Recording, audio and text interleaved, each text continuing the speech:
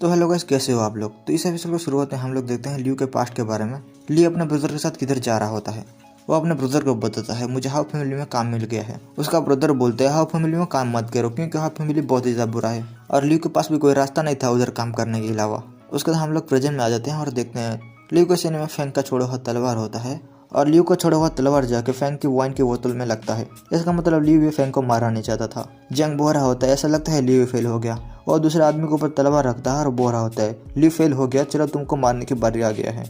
जंग उस आदमी को मारने ही वाला होता है लेकिन फैंग उधर आ जाता है और उस आदमी को बचा लेता है। फैंग उसको बोल रहा होता है तुम कैसे लीडर हो, तुम अपने आदमी के ऊपर ही हमले कर रहे हो। उसके बाद जंग लियू के बारे में पूछता है तो फैंग उसको बताता है मैं उसको मारना नहीं चाहता था लेकिन क्या करूं। जंग बोलता है इट इज गुड, हम दोनों अभी अकेले हैं और हम दोनों के रास्ते में कोई नहीं आएगा और मुझे नहीं लगता तुम मुझे अकेले मार पाओगे। फैंग बोलता है मैं अकेले नहीं हूँ, तुम गलत हो। और जंग के पीछे उसका आदमी आ जाता है और उसका हमला करने लगता है। जंग पूछता है तुम मेरे ऊपर हमला क्यों कर रहे हो क्योंकि तुम तो मेरे आदमी हो। वो आदमी बोलता है ये तो मैं तुमसे ही पूछ सकता हूँ। जंग बोल रहा होता है तो ऐसी बात है तो मैं तुम दोनों को ही नहीं छोड़ूंगा। तो जंग अपना स्वॉर्ड फॉर्मेशन ऑन करता है और उन दोनों से फाइट करने लगता है। तो फैंग अपना डिफेंस स्वॉर्ड लेता है और उससे फाइट करने लगता है और उन दोनों के फाइट में वो आदमी जो कि उन लोगों से फाइट कर रहा था वो भी खत्म हो जाता है उधर। इसका मतलब अभी फैंग और जंग ही बचे हुए हैं। अभी उन दोनों के बीच में जो जीता वही सिकंदर। जंग जो कि उधर एक ब्लास्ट कर देता है और फैंग उधर से जिस तैसे करके निकलने लगता है लेकिन जंग उसके सामने आ जाता है अपने स्वॉर्ड फॉर्मेशन के साथ। फैंग अपना डिवाइन तलवार लगता है और उससे फाइट करने लगता है। हाउ जंग उसके तलवार को देख के बोल रहा होता है इस तलवार को मैंने कहाँ तो देखा हुआ है। डिवाइन तलवार जंग की तरफ आ रहा होता है तो जंग उस डिवाइन तलवार को रोकता है और वो नोटिस करता है उधर से फैंग निकलने की कोशिश कर रहा होता है। उसके बाद हाउ जंग फिर से फैंग को रोकता है और बोल रहा होता है तुमको क्या लगता है तुम उधर से बच के जा पाओगे। उसके बाद फैंग बोल रहा होता है मेरे पास कोई रास्ता नहीं है, मुझे वो करना ही होगा। और अपने पीछे से वो चाकू निकलता है और अपना हाथ काट देता है जैसे कि उधर उसके चारों तरफ उसके ब्लड फैल जाता है। हाउ जंग बोल रहा होता है तुम क्या करने की कोशिश कर रहे हो। फैंग बोल रहा होता है हम लोग मरेंगे तो साथ में मरेंगे। फैंग बोल रहा होता है मैंने कभी पाइथन टोड नहीं देखा तो चलो साथ में देखते हैं। फैंग की ब्लड को सेंस करते हुए उधर पाइथन टोड आ जाता है और आते ही उधर एक ब्लास्ट होता है। उसके बाद हम लोग वो पाइथन टोड को देखते हैं जो को दिखने में बहुत ज़्यादा बड़ा था।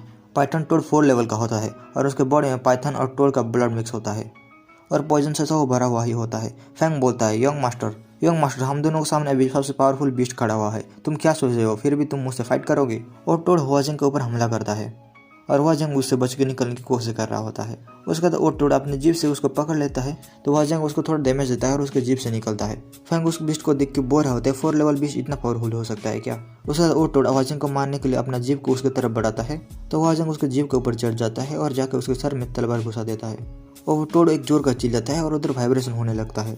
वैसे तो पाइथन टोड बहुत ही ज़्यादा पॉइजन होता है और उसके सर के ऊपर डैमेज करने के बाद उधर चारों तरफ पॉइजन फैलने लगता है तो वो दोनों अपना नाक बंद करने लगते हैं। उसके बाद पाइथन टोड सांस अंदर लेने लगता है और वो दोनों भी उसके सांस के साथ साथ अंदर खींचने लगते हैं।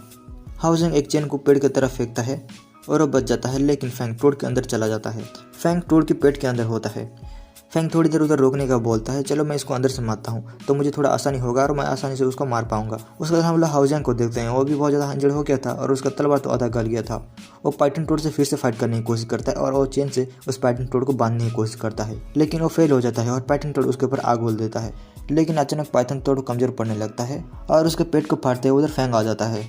फैंग उस टोड के ऊपर बैठ के उसके ही मांस को खा रहा होता है और वो बोल रहा होता है यंग मास्टर हम लोग फिर से मिल गए। हाउ जंग बोल रहा होता है तुम मास्टर अभी तक जिंदा हो और तुमने इस बिस्ट को कैसे मारा और तुम उस बिस्ट का मांस उसके ऊपर ही बैठ के खा रहे हो। फैंग बोलता है यंग मास्टर तुम मुझे बहुत ही ज़्यादा क्वेश्चन पूछ रहे हो, अगर मैं बोलूँ तो तुम्हारा क्यू पावर अभी ऑलमोस्ट खत्म ही हो गया होगा लेकिन तुम टेंशन मत लो, मैं तुम्हारा टेक केयर अच्छे से लूँगा। लेकिन चलो तुम घुटने के ऊपर बैठ जाओ और अपने जान का भीख मांगो। तो हाउ जंग ऐसा ही करता है, वो घुटने के ऊपर बैठ जाता है और फैंग से माफ़ी मांगने लगता है और उसके पास जो कुछ होता है फैंग को देने लगता है और वो बोल रहा होता है लीडर ब्रदर मुझे छोड़ दो, शायद वापस जाने के बाद मैं तुम्हें और भी ज़्यादा दूंगा लेकिन तुम मुझे छोड़ दो। फैंग उस टोड से नीचे उतरता है और वांग जंग की तरफ बढ़ने लगता है। वांग जंग जो कि अपने हाथ में एक पिल लेके बैठा होता है और वो बोल रहा होता है फैंग जब मेरा प्यास आ जाएगा तो मैं इस पिल को खा लूँगा और मेरा क्यू पावर रिकवर कर लूँगा। उसके बाद मैं फैंग को ही मार लूँगा और उस पाइथन टोड का पिल भी मुझे मिल जाएगा।